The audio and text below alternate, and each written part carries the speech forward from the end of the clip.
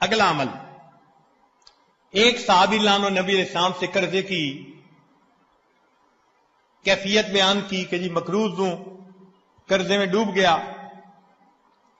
نبی علیہ السلام نے دعا سکھائی، اللہم انی اعوذ بک من الہم والحزن واعوذ بک من العجز والکسل واعوذ بک من الجبن والبخل واعوذ بک من غلبۃ الدین وقہر الرجال۔ وہ صحابی کہتے ہیں قال فقلت ذالک فذهب اللہ ہمی وقضا عن دینی۔ میں نے اس دعا کو پڑھا، اللہ نے میری پریشانیوں کو بھی دور کر دیا، میرے قرضوں کو بھی اتروا دیا۔ اس دعا کو یاد کر کے ہر نماز میں پڑھنے کا معمول بنا لیجئے۔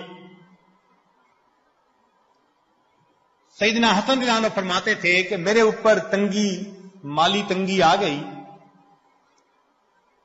اور اسی فکر کی حالت میں میری آنکھ لگ گئی، تو مجھے اپنے نانا جان کی زیارت ہوئی خواب میں۔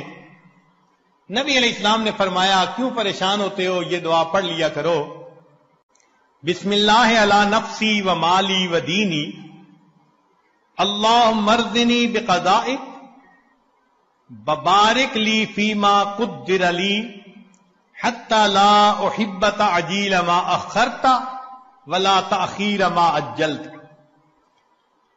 فرماتے ہیں کہ اس دعا کو پڑھنے کے بعد مجھے اپنی بعد کی زندگی میں کبھی مالی پریشانی نہیں آئی۔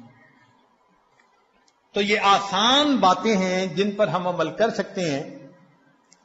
تعویذوں کے پیچھے بھاگتے پھرنا یا عاملوں سے نسخے ٹوٹ کے پوچھتے پھرنا، کیا ضرورت ہے اس کی؟